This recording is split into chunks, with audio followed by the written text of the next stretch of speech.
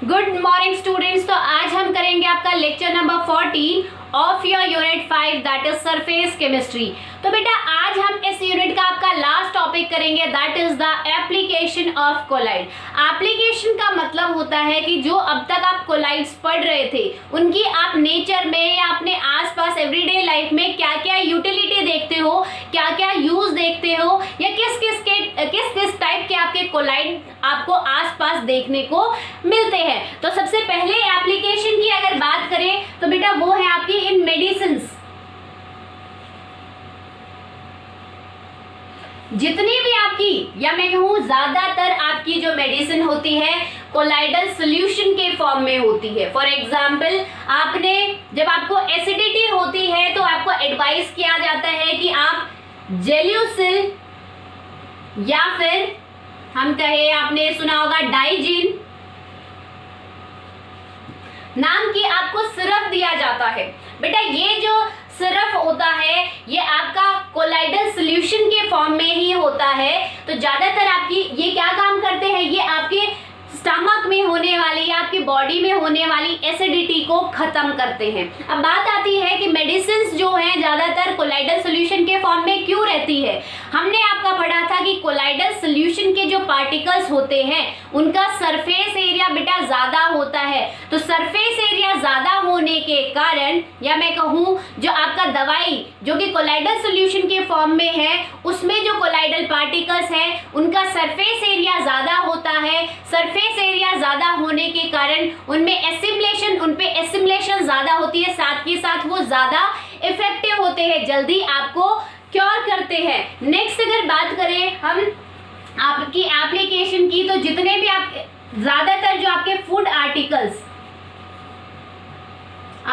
Articles भी colloidal solution के form में होते हैं। कैसे, जो आपका बटर होता है वो भी एक आपका कोलाइडल सॉल्यूशन है, या मैं कहूं आपने हलवा, आप जो हलवा खाते हो वो भी एक कोलाइडल सॉल्यूशन ही है आपका। नेक्स्ट अगर बात करें आप जूस जो लेते हो वो भी आपका कोलाइडल सॉल्यूशन ही होता है।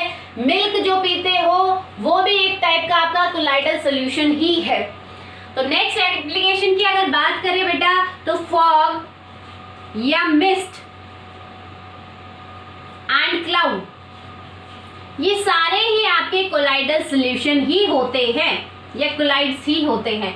फॉग का फॉर्मेशन कैसे होता है, अब जैसे गर्मियों का टाइम है, आपको पता है कि गर्मियों के टाइम में कितनी ज्यादा ह्यूमिडिटी होती है, कितनी ज्यादा वार्म होता है आपका एटमॉस्फेयर। तो बेटा क्या होता है, सन से इतनी ज्यादा गर्मी आती है दिन के टाइम, तो जितनी भी आपके आसपास वाटर बॉडीज है या सॉइल है उनमें से क्या होता है, जो वाटर कंटेंट है उसका इवेपोरेशन होने लगता है। अब आपको पता है कि आपके एटमॉस्फेयर में बहुत सारे डस्ट पार्टिकल है, तो ये जो वाटर इवेपोरेट हुआ है डे टाइम में और एटमॉस्फेयर में जो आपके डस्ट पार्टिकल है, तो जैसे ही नाइट आती है ये इवेपोरेटेड वाटर वेपर कहाँ प्रेजेंट होते हैं, एटमॉस्फेयर में प्रेजेंट होते हैं, जो दिन के टाइम आपके इवेपोरेट हुए हैं। तो जैसे ही नाइट टाइम आता है, रात का समय आता है, रात जो होती है गर्मियों की कंपैरेटिव ठंडी होती है as compare to day time. तो जैसे ही रात का टाइम आता है ये जो वाटर वेपर है ये कंडेंस होके इसके अराउंड एक लेयर फॉर्म कर लेता है, यानी कि इन डस्ट पार्टिकल्स के अराउंड वाटर जो है वाटर ड्रॉपलेट के फॉर्म में एक लेयर फॉर्म कर लेता है, फाइन ड्रॉपलेट आपकी बन जाती है। और ये जो वाटर ड्रॉपलेट्स जो आपकी बनी है यानी कि जो वाटर कंडेंस होके इनके अराउंड जिन्होंने लेयर फॉर्म की है ये कोलाइडल पार्टिकल के रेंज में आने लगते हैं। और आपको पता है कोलाइडल पार्टिकल की रेंज कितनी है, बिटवीन 1 नैनोमीटर टू 1000 नैनोमीटर। और जिन पार्टिकल्स की ये साइज रेंज होती है वो क्या करते हैं, कंटिन्यूअसली आपके डिस्पर्स होते हैं, उनकी सेटलिंग नहीं होती, इसीलिए ये जो आपके फाइन वाटर ड्रॉपलेट्स है ये कंटिन्यूअसली आपकी एयर में सस्पेंडेड रहते हैं in the form of colloidal solution. तो उसको जो आपके सस्पेंडेड जो वाटर ड्रॉपलेट है आपके जो एटमॉस्फेयर में प्रेजेंट होती है यही आपकी फॉर्म करती है फॉग या फिर मिस्ट। नेक्स्ट अगर बात करें बेटा क्लाउड्स की तो आपको पता है ये जो वाटर ड्रॉपलेट है ये जैसे ही ये वाटर ड्रॉपलेट धीरे धीरे एक्यूमुलेट होके क्लाउड की फॉर्मेशन करता है। जब बहुत सारे वाटर ड्रॉपलेट एक साथ इकट्ठे हो जाते हैं तो एक बड़ा आपका क्लाउड फॉर्म होता है। और जैसे ही ये क्लाउड आपके हाई एटमॉस्फेयर में जाता है, हाई एटमॉस्फेयर क्या होता है, ठंडा होता है। जैसे जैसे आप ऊपर जाते जाओगे ठंड बढ़ती जाती है, तो वहां पे आपका क्या होगा, ये वाटर ड्रॉपलेट और ज्यादा कंडेंस होके क्या होंगे, एक दूसरे के पास आने लगेंगे, उनका कोगुलेशन होगा या मैं कहूँ एग्रीगेशन होगा, और एग्रीगेशन होते ही वो लार्ज वाटर ड्रॉपलेट के फॉर्म में होंगे और आपके in the form of rain आपके नीचे बरसने लगते हैं।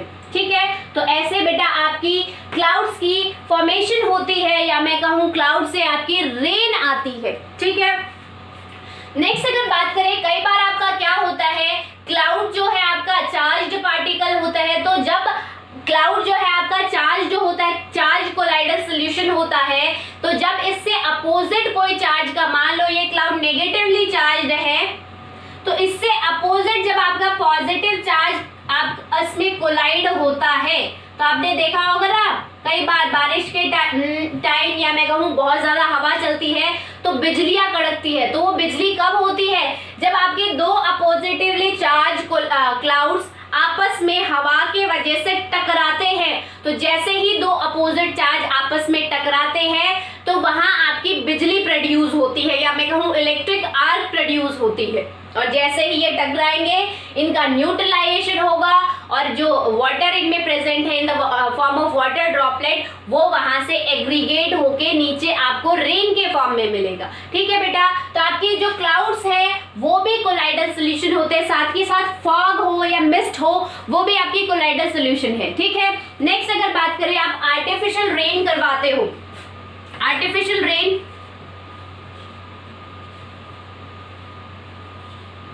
आर्टिफिशियल रेन में आपका होता क्या है बेटा, आपके क्लाउड्स जो है चार्ज पार्टिकल है, सपोज मान लो पॉजिटिव चार्ज है आपका सोल, क्लाउड जो है पॉजिटिवली चार्ज सोल है, उसके ऊपर जब हम अपोजिट चार्ज का अटैक करवाते हैं, सपोज यहाँ हमने नेगेटिव चार्ज सैंड पार्टिकल्स डालते हैं या नेगेटिव चार्ज आपके और कोई लार्ज साइज पार्टिकल डाले जाते हैं, तो यहाँ से आपका क्या होता है, न्यूट्रलाइजेशन होना स्टार्ट होता है, और ये जो वाटर ड्रॉपलेट है आपके क्लाउड में वो रेन के फॉर्म में नीचे आने लगते हैं। ठीक है, तो आर्टिफिशियल रेन भी आपकी कोलाइडल सॉल्यूशन का ही रिजल्ट है। नेक्स्ट अगर बात करें बेटा आपका, तो नेक्स्ट अगर हम एप्लीकेशन देखें आपकी, that is the formation of delta, formation of delta.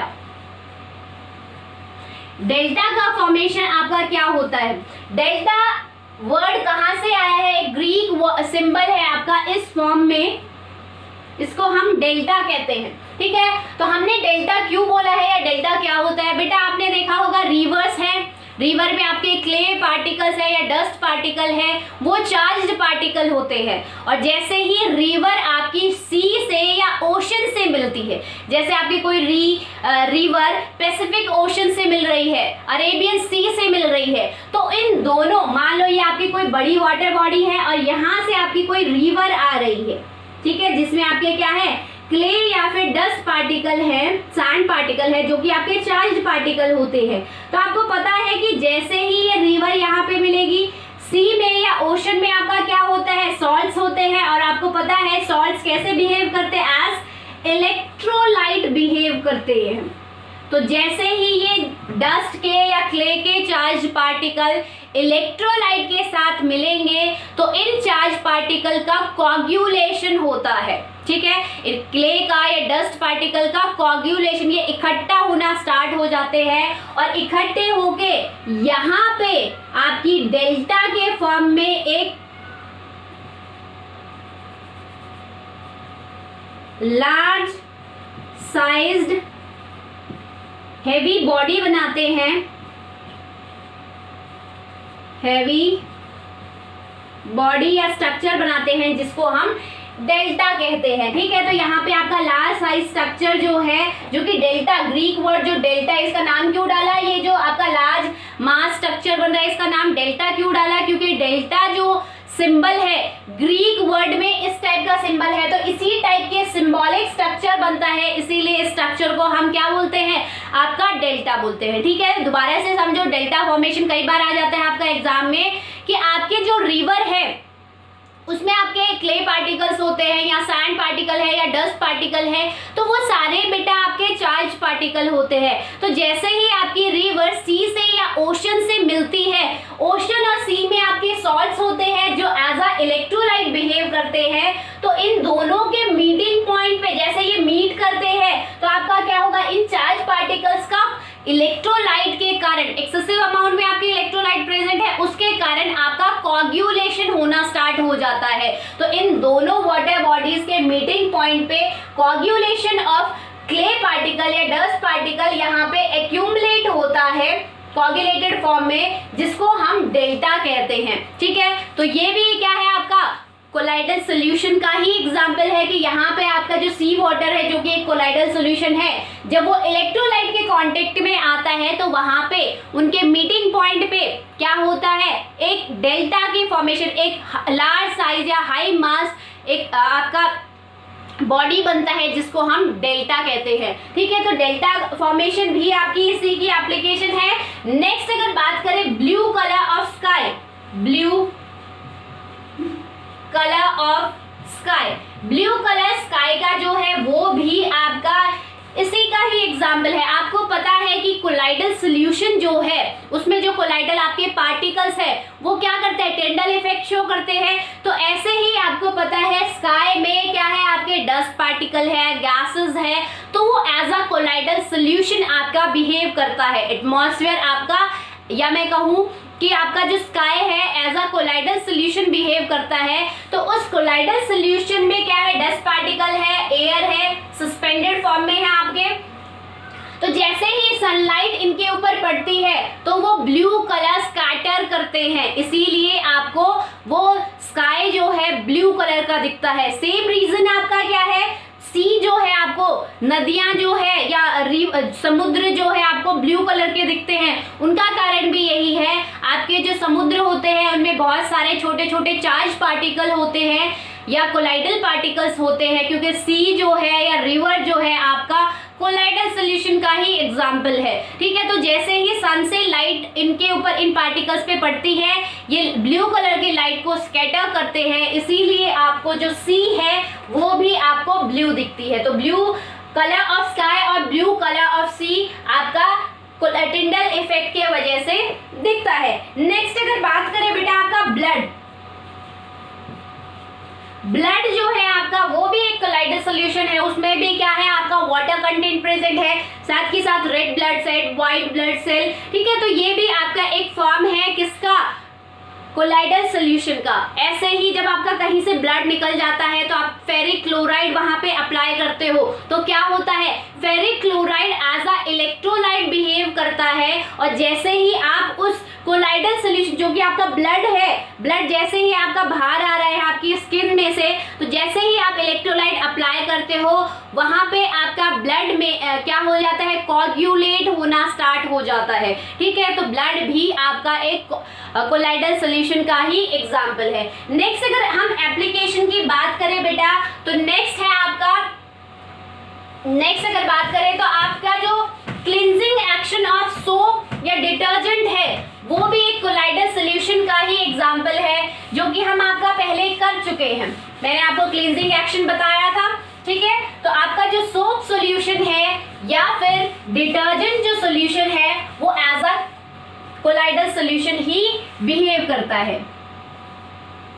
Cleansing action of soap और डिटर्जेंट, तो डिटर्जेंट सॉल्यूशन और सोप सॉल्यूशन जो है आपका क्या है, कोलाइडल सॉल्यूशन का ही एक फॉर्म है।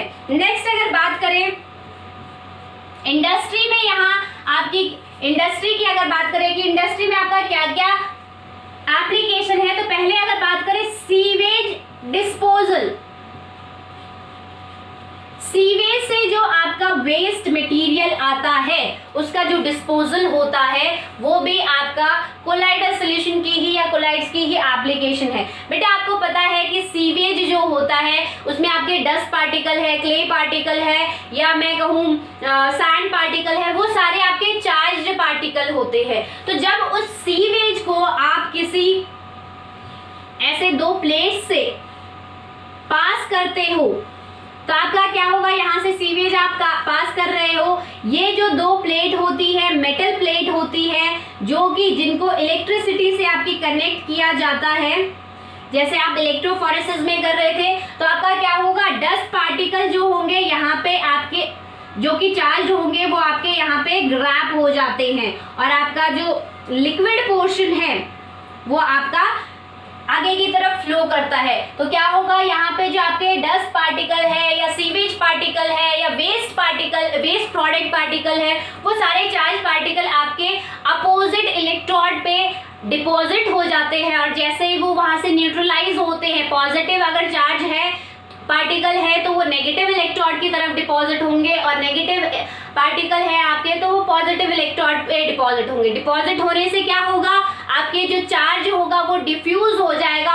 नेगेटिव है तो वो नेगेटिव अपने इलेक्ट्रॉन किसको दे देगा, इलेक्ट्रोड को दे देगा। पॉजिटिव है तो इलेक्ट्रोड से इलेक्ट्रॉन लेके न्यूट्रल हो जाएगा। न्यूट्रल होते ही क्या होगा, उनका एग्रीगेशन होना स्टार्ट हो जाएगा, वो एज अ डिस्पोजल या एज अ प्रेसिपिटेट वो नीचे वहां जमने लग जाएगा, और आपका जो वाटर कंटेंट है वो इजीली वहां से फ्लो कर जाएगा। तो सीवेज डिस्पोजल जो है वो भी आपका एक बहुत इंपॉर्टेंट एप्लीकेशन है। नेक्स्ट अगर बात करें बेटा आपकी प्योरिफिकेशन ऑफ वाटर,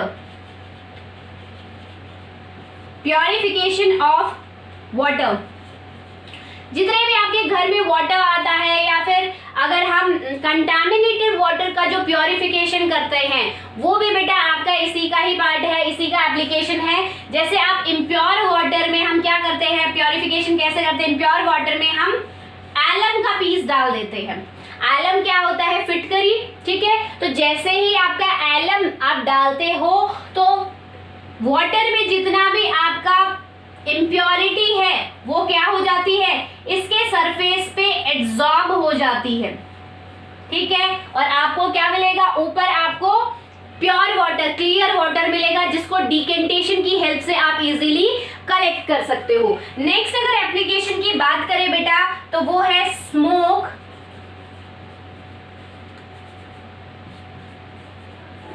प्रेसिपिटेशन,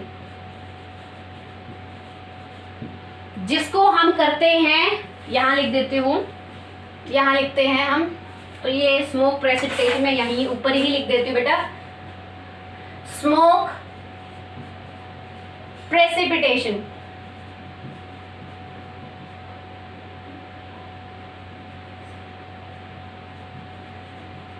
बेटा स्मोक प्रेसिपिटेशन में आपका क्या होता है, हम एक इंस्ट्रूमेंट यूज करते हैं जिसका नाम है क्वाड्रिल प्रेसिपिटेटर।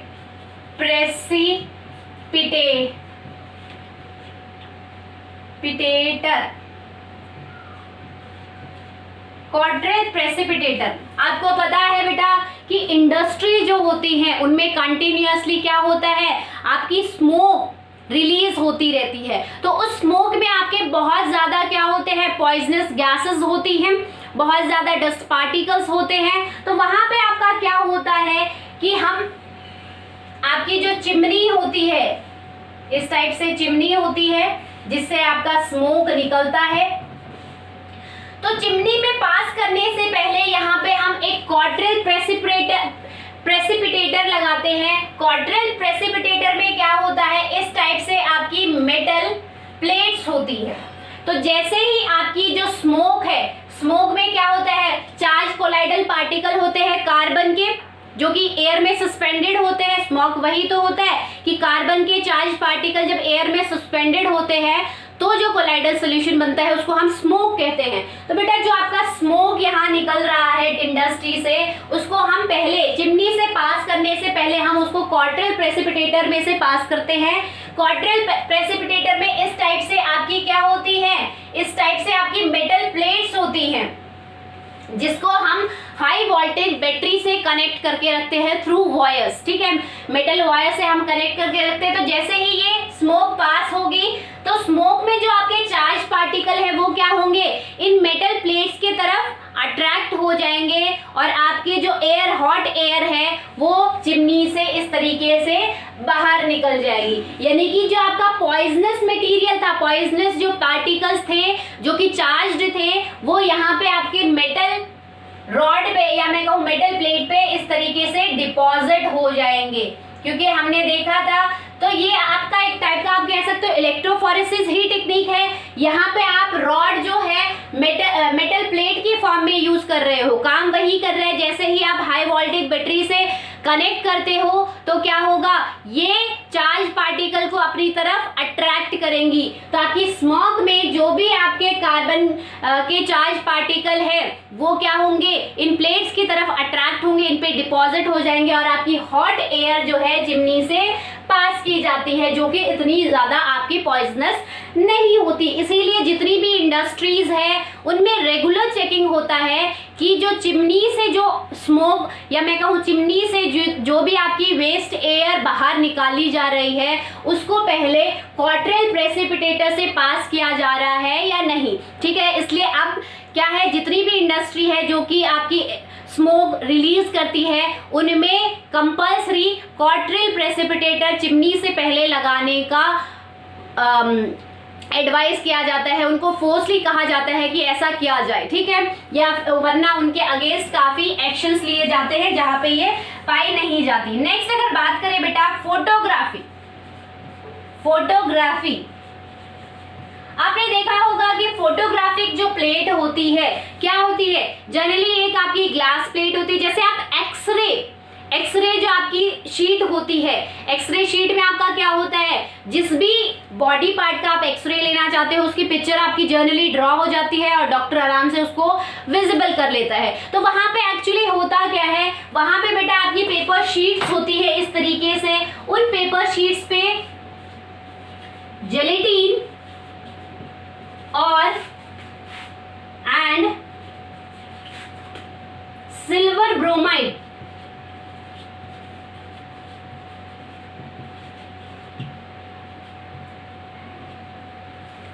बेटा यहाँ पे क्या होता है, इन जो पेपर शीट होते हैं जो आप मान लो फोटोग्राफी के टाइम में जो आप रील लेते हो, मैं उस शीट की बात कर रही हूँ, तो उस पे क्या होता है, जेलेटिन का और सिल्वर ब्रोमाइड का एक लेयर डिपॉजिट की जाती है, एक पतली सी कोटिंग की जाती है। तो कोटिंग करने से क्या होगा, जैसे ही आपकी लाइट पर्टिकुलर ऑब्जेक्ट से, जैसे आप फ्लैश करके लाइट जैसे ही रिफ्लेक्ट होके वापस आती है तो क्या होता है, जैसे ही इस स्क्रीन से वो टच होती है तो वहां से क्या होगा, सिल्वर ब्रोमाइड जो है, इस पे जो कोटिंग हुई है सिल्वर ब्रोमाइड की वो ब्रेक हो जाती है, जिसमें आपका सिल्वर ब्रोमाइड ब्रेक हो जाता है, ब्रोमाइड गैस जो होती है, ब्रोमीन गैस रिलीज हो जाती है और सिल्वर जो होता है, जैसे ही ये लाइट आपकी सिल्वर के ऊपर पड़ती है वहां पे आपके डार्क स्पॉट्स बन जाते हैं, ठीक है। तो इस तरीके से आपकी जो फोटोग्राफिक प्लेट है या फोटोग्राफिक शीट है वो वर्क करती है। दोबारा समझो,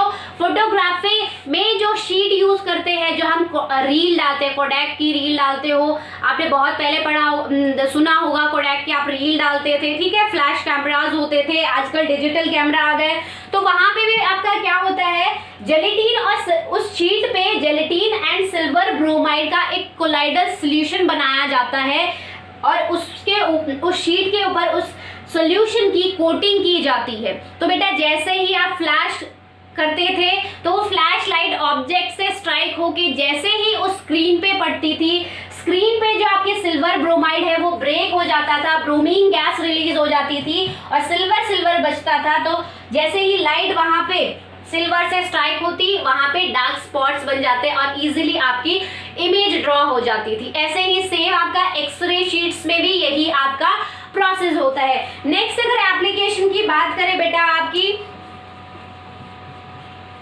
लेदर इंडस्ट्री,